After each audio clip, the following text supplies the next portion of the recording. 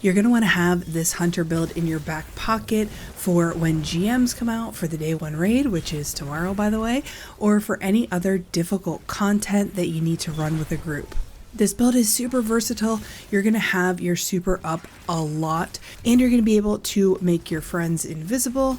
And in Season of the Defiant, you can just pick up an orb and get volatile rounds as well. All right, let's jump quickly into this build. I will be running this on the day one raid, so if you want to check me out over on twitch.tv/abbyhour, come on over there and watch us raid on day one during contest. I've got this build plus a few others that I'm going to be running in, but let's go over the Void Orpheus Rig build. So Orpheus Rigs, let's take a look, provides ability energy for each target tethered by the Deadfall anchors. Mobius Quiver has an additional shot. So for this build, we are going to be using Deadfall, but you could switch to Mobius Quiver if you want. However, if you're using this for damage, I would suggest just running Star Eater Scales because you're going to get more damage out of it. Deadfall is going to put out one shot, and it weakens and suppresses all the enemies that it touches, and the range is pretty crazy and it lasts a while, so this is just a huge utility for your team. Looking at the subclass screen here, we're going to be using Gambler's Dodge to get our smoke bomb back because we're also using Trapper's Ambush, which says that you can activate Quick Fall to spend your melee charge and you dive to the ground. You create a large smoke cloud and you also make your allies invisible. You're going to weaken the targets, make your allies invisible, kill some targets if they're squishies.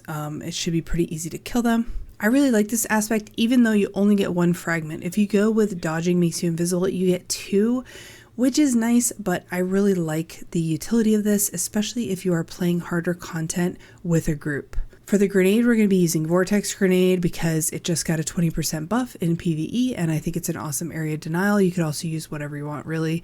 And then down into our fragments, we're using Echo of Reprisal because this goes with Orpheus Rig, so it's going to give us super energy when we're surrounded by combatants. You could swap this one out, but the other two are pretty mandatory. Defeating a target while your shields are depleted grants you temporary void overshield. This is a new one as of this season, Echo of Vigilance. And then Echo of Starvation, it says picking up a void breach or an orb grants devour. So this is going to give you that health regen, which is super nice, comes in clutch. However, I don't know if you guys noticed, but this is a -20 recovery, -10 and -10. So I have 0 recovery right now. I actually have -2, believe it or not, but it only shows 0. But I have run the Nightfall with this. I have run high-end content with this. You will not really notice it, to be honest, so don't worry about it. And then onto weapons, I really like Riptide because you can stun overloads and unstoppables. Collective Obligation is a great pickup because pulse rifles are anti-barrier. Of course, volatile rounds is anti-barrier. This allows you to leech volatile, weaken, and suppression and use it on other enemies. And then for heavy, Retrofit Escapade is great. There are a lot of void weapons that you could plop in these slots, so I'd recommend just using whatever you feel comfortable with and enjoy. For the artifact this season, all you have to worry about is your void mods. The grenade mods aren't bad to pick up. Volatile Flow is great. Shatter Orbs, Bricks from Beyond, and then if you want, you can pick up void weapon channeling. However, I've heard that it doesn't stack with surges, your weapon surges here on your legs, and it's conditional on how many abilities you have up, so it's up to you whether you want to do that or not. It's about the same, but for me, I'm just going for the weapon surges. So let's take a look at our armor mods here. We've got Harmonic Siphon and heavy ammo finders on the helmet. On our arms, we've got Firepower for some more orbs when we get grenade kills, Impact Induction, and Bolstering Detonation. Then down on our chest, we've got Arc Resistance, which you can change to any element that you want. Sniper Resistance is probably a safe bet with Concussive Dampener, and then we've got Charged Up. Then on our boots, we've got Triple Void Weapon Surge. This is why I said it was important to get that mod in the artifact that's going to reduce the cost.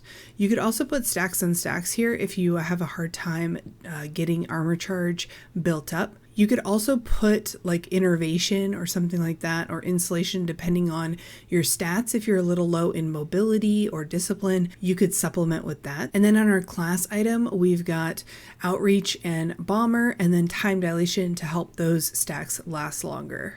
Here's the overview for the loadout. This is what I'm going to be using on day one, Root of Nightmares. And I think it's a really great build overall, just to run in harder content. So hopefully you guys enjoyed that, and I'll see you guys in the next one. Bye.